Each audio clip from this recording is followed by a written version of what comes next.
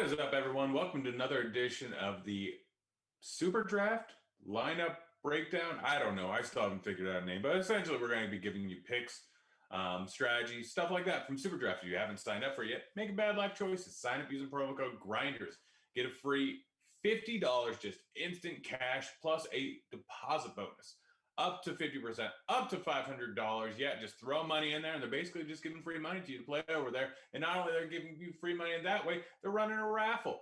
Win that raffle, get 10,000 Caesars Entertainment points. Yes, that's the Caesars Entertainment. They brought you Caesars Palace, Harrah's, Flamingo, all sorts of resorts all around the U.S. But that 10,000 points equals $1,000. So go ahead and get signed up using the Grinders link, using the Grinders promo code, and get on in there. And guess what? I'm going to tell you exactly what you need to do today. We're breaking down NBA today. We got a nice little 8-game slate. I believe that the first game is not on the Superdraft slate. So done with your DK lineups, done with your FanDuel lineups, move on over to Superdraft, set them up over there. There's almost guaranteed to be overlay today, offering $100,000 GPP. So plenty of overlay, plenty of money to be made, and I'll tell you exactly what you need to do. So let's get on started here and break down a little bit of NBA basketball. As soon as I found my mouse cursor, there it is, finally popped up. That's what happens with these non-wired in ones. It's real simple. So once we get in here, let's check out center. So if you don't know how it works, you can play anyone you want. Literally just think of me saying that in Blender's voice. I can't do it very well right now. But you can play anyone you want. It's based all on multipliers and not salary. So every single player, Horford, for instance, right here, take his ending points, 1.65 times that, and boom, you got his ending points. Same thing with bonus, Jokic. Everyone's got a different multiplier. Everyone will get their number at the end and multiply it by that, and that's how many points they end up. So you can play whatever player you want. You get 3 guards, 3 forwards, 1 center, and some people have dual position eligibility. So fairly simple, fairly cut and dry, and any late swap happens. Let's say someone gets ruled out. It's not that scramble to change every single lineup by like, all right, got to take this guy out. Who can I afford? There's no direct pivots. Got to change this guy and this guy for this guy and this guy, and just constantly go like that. All real simple. Let's say LeBron's moved out. Boom, mass swap over to Anthony Davis. Anthony Davis rules out. Boom, mass swap over to LeBron James. So real simple to do. Real simple, huge time saver. If you do want to just spend time with your family later on, just set up the RG alerts, and as soon as you get that, go over to the site, quick fix in 10 to 12 seconds. So it's that simple. We're going to be breaking it down right here, and we're starting off with the center position. And the center position is a little bit of a tougher spot than the other spots right now. So for cash, I think the clear and obvious option is Sabonis. These are the RG, median, floor, and ceiling projections. As we see, Sabonis has the highest of all 3. Outside of median, he's just barely below Horford. Horford makes a decent tournament option, but Sabonis is by far the best cash game option, I believe, today. Going up against Brooklyn. Brooklyn, as we know, have been one of the worst defensive teams in the NBA since the Harden trade, and they've been the best offensive team maybe of all time since the Harden trade. So this is going to be a high-scoring affair here. It's a perfect matchup, and Sabonis' multiplier of 1.25 is definitely too high. For cash, again, go with him. Unless you want to throw him in at the center position, then you can go with someone like Anthony Davis if he's ended up playing. Horford, if you really want, but that's a little bit more volatile. Jokic, 1x multiplier, probably not the best, but I'm not going to fault you for playing that in cash games. Capella, Ayton, there's a whole bunch of options, which makes tournaments very, very intriguing today. So in tournaments, like I said, Sabonis at the center position. You're not going to find him at the center position a ton because people can play him at the forward position. So being able to play both gives you a little bit of options in tournaments, and he doesn't offer the highest ceiling. As we see here, Porzingis, 1.35x multiplier, matchup versus Atlanta, offers you a bunch of upside. Anthony Davis, a little bit interesting here, although he is questionable. So remember, you always can swap over to someone else. My suggestion, build on it with either Davis or LeBron, and then if Davis is ruled out, global swap over to LeBron. So I'm probably playing him over at the forward position. But there's a lot of interesting guys, and by far my 2 favorite guys for tournaments are going to be Valanciunas and Miles Turner. Now, Valanciunas, we know about all the injuries over on Memphis. We know that he is going to play a boatload of minutes. We know what he did in the last game with 60 points. At a 1.45x multiplier, that's going to be a slate breaker. That's going to absolutely crush here. So Valanciunas at 1.45x multiplier is probably my favorite play for tournaments. And Miles Turner has a bit of a negative correlation with Sabonis. So with Sabonis being that heavily owned, Miles Turner at 1.55x multiplier. And a blazing fast matchup with Brooklyn is a fantastic play, in my opinion. Outside of that, like it's basically these guys that you're looking at. Drummond can always crush in any given matchup. Aiden, his multiplier 1.45x is a little too high, especially if Chris Paul doesn't end up playing. Then Aiden becomes a bit more intriguing. So something to look out there. Capella, we've seen multiple 60-point games. We've seen multiple 20 rebound games. He can absolutely crush in any given matchup. Matchup versus Dallas should be fun, should be close, should be decently high scoring. 232 over under in this game. I think that Capella is definitely a guy in play, but once you get down to here, like everything, the floor, the ceiling, everything kind of drops off. So these are the guys you're sticking with in tournaments at the center position. A lot of you can play at the forward position, but if you're playing cash, I would highly, highly suggest Sabonis today, unless you want to use them at the forward position. But let's move on over to that right now. Looking at the forwards, Kawhi. Paul George is out. Kawhi at a 1.2x multiplier, drastically too low. Drastically too low. Should be a fantastic game here. He is in a great matchup versus Minnesota. 1.2x is way too high. So he's probably the first guy you're throwing within cash. After that, it becomes a little bit more interesting. Not going to argue with any of the next three guys, but again, you might be using Sabonis there at the center spot. So James, I like him in cash if Davis sits out. 1.15x multiplier is really good for him, considering his floor, considering his ceiling. He's going to have to do everything. The only way he doesn't end up getting there is if there's a blowout, and he still may end up getting there. But if Davis is in, I still think he's a decent play. I'd wait and see on things. Again, you can use him at the guard position too. But after that, like Levine is a fine play, but more for tournaments. Davis is an interesting play, but again, we don't know if he'll play. So for cash, you're probably using Kawhi. You're probably using Middleton, who consistently is at the 40 to 45 point range, which at 1.4x multiplier should end up fine there. It's a matchup versus Phoenix. Might get a little out of hand if Chris Paul doesn't play, and it's a slower matchup and a worse defensive match, but still, that multiplier is just far too high. Horford, already talked about it a little bit. He's been doing great. That multiplier at 1.65x, pretty high. We see the median projection is 58.8, and his ceiling is 72. His floor is 34. So a decent combination of these three, but you see the floor is much higher with Kawhi, with Middleton, with LeBron, with Sabonis, with Levine, with Luka, with Davis. So I'm not sure I'd use Horford for tournaments here. There's a decent chance of a blowout there without SGA in the game. So for cash, you're probably staying with these three guys. I'd say that's the smartest move, especially if you're using Sabonis at the center. If you're not using Sabonis at the center, maybe decent idea to run with Kawhi, Middleton, and Sabonis at the forward position over in cash. After that, we got some interesting little tournament options. My favorite is Kenrich Williams. He's at a 2x multiplier. Again, that's a maximum you can get. I think he had 30 over the last 3 games, which 60 is a good score over on Superdraft when you consider the multiplier. When you consider the matchup, if it stays close, he can end up with 40 points, which equals 80, which equals an absolute smash spot. So Kenrich Williams is a guy that you definitely want to look out for in tournaments. I think the best decision is kind of wait on the news, or you can just simply match him up with another guy on KC that we can get to in a second. Diallo is a guy that is going to be one of the top guard positions, but Horford we see there, fantastic forward position, mostly relying on the game staying close.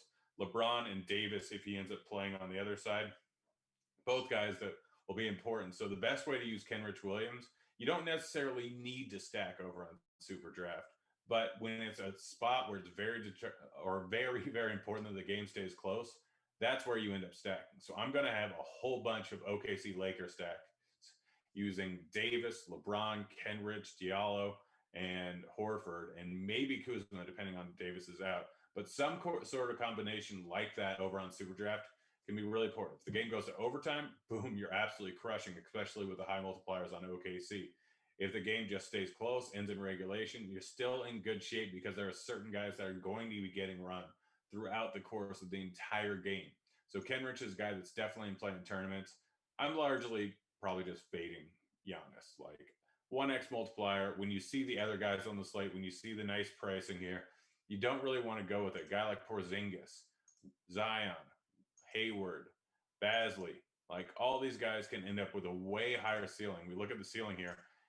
All these guys, all the way down to here, Giannis has the lowest out of everyone except for Ingram and Turner. And Turner is more of the 80th percentile outcome ceiling. He does have a 95th percentile outcome of 90 points because he can get there with blocks, he can get there with steals. And that's the thing with Superdraft. It's not just DraftKings pricing, it's not just FanDuel pricing, it's a mix of both. So 3 points for steals, 3 points for blocks, -1 point for turnovers, and the rest is DraftKings scoring. So you get that extra half point for a 3-pointer. You get the double-double bonus. You get the triple-double bonus. So all these are included in the multiplier, and that's just kind of how their scoring goes. Outside of that, we got random other guys that are probably going to play a decent amount of minutes. Patrick Williams over on Chicago, 1.9x multiplier definitely makes an interesting option. Thaddeus Young, we know he's been running hot lately, and he can have a good outing any given time. 1.65x multiplier, definitely in play. Collins had a blow-up night the other night. It could happen again. He is a great player, but a little bit more up and down. We see his floor is all the way there at 30, but his ceiling's all the way at 71. Definitely in play for tournaments, but mostly going to be a guy that I'm using if I'm using Porzingis or I'm using Luka over on the other side. Keep scrolling on down. Kyle Anderson, 1.7x multiplier. We saw him go off for a 65-point game at this multiplier the other night. That's 65 after the multiplier, so more around 42. Definitely a guy that you can end up playing. Herter, not a bad matchup versus Dallas. Definitely a guy you can use. Zeller, been getting a boatload of minutes. Probably need him going up against Valanciunas. So definitely a guy that's in play. And then kind of drops off the mat. You can take a shot on Harris. Absolutely can get hot behind the arc. A game that extra half point for a 3-pointer. He puts up 6 of them. Big multiplier, can get there. But the rest of these guys just don't really make the cut for me for forward. Not really that interesting. Remember, dual position eligibility all over the place. You can do pretty much whatever you want, but this is kind of what I'm doing for tournaments. And then for cash, like I said, it's probably Kawhi, it's probably Middleton, and then it's probably Sabonis if you're not using them at the center. If not, it's probably LeBron if you're not using them at point. But at the guard position, there's a lot better options here. We're going to get to it right now. James Harden, lock and load. Like absolute lock and load in cash. Don't think twice about it. 1.2x multiplier, no KD. Going to get 50 points before the multiplier, which will get you 60 points. That's pretty much his floor. We have his floor at 49. Again, that's kind of dependent on a blowout, but I don't care. I'm using Harden in cash 100%. I can say definitively, barring any crazy thing that happens throughout the course of the slate that may make huge amount of value. But as of this moment, if things stay the same, 100% lock and load for James Harden in cash here. Real simple. After that, it's still fairly simple. I mean, you got a choice between likely these 3 guys. LaMelo Ball, without Graham in there, like he's in the starting lineup. His usage has been through the roof. We see here 60-point median outcome, 37 floor, 82 ceiling. So you look at the ceilings and the floors for these guys. I might have a slight lean on him over Diallo just because I feel like this floor is a little bit low because his floor is probably factoring in the fact they got into foul trouble his first time starting here. So LaMelo, probably the second guy I'm going with, and Kyrie is probably the third. Again, probably hoping for not a blowout. And I think that when you're doing GPPs, you have one of Harden or Kyrie. You can play both, but one of Harden or Kyrie in every single lineup. I think that there's almost no way that one of them doesn't end up making value. I prefer Harden, but using a decent amount of both of them is a great call in this spot here. Diallo already said it. Going up against the Lakers, I think that he's very, very in play and one of the better plays on the slate. Running point, playing minutes, doing everything. Fantastic spot here. LeBron, by the way, I have him highlighted because we need to know that he could be in for a boost if Davis is ruled out. We know he has an increase in usage. We know he has an increase in everything when Davis is out. So something to keep an eye on, but he's a good play regardless. Levine talked about him. Brogdon, again, beautiful matchup, but been consistently putting up 40-plus points. Has a 1.4x multiplier on this slate. One of the better cash game plays and one of the better tournament plays. And someone probably should mention, you can play Brogdon, Sabonis, and Turner all in the same lineup if you're going up against Harden and Kyrie. There is a chance that they end up scoring 140 points in this spot here.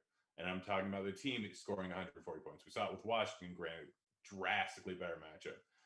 But I think Sabonis and Brogdon or Sabonis and Turner has a little bit negative correlation. So I'm probably not playing both of them in the same lineup. I think that Sabonis and Brogdon are more likely to both get there. But the multiplier is all right for Sabonis and Turner to both get there. But I'm probably only using 2 Brooklyn players, and it's probably going to be Brogdon in each of those with either Sabonis or with Turner, is kind of my suggestion here. Another very interesting tournament play. We only have pegged for a median outcome of 56, which that's after a 1.5x multiplier. If Paul's ruled out, I think that gives a pretty big upgrade to Booker. I would probably suggest using lineups with both Booker and Ayton, bringing it back with Middleton or Giannis, much more likely Middleton than Giannis because of his high multiplier. So Booker stands out as a fantastic play if Paul gets ruled out. Even if he doesn't, I still think that he's in play. He can still get hot at a 1.5x multiplier. Definitely got to get you there. Already talked about Kenrich. Not a huge fan of Sexton, but he does have a 1.55x multiplier. If Chris Paul does play, he can still get you 50 points prior to the multiplier. 1.4x, pretty good. Morant hasn't been doing it a ton.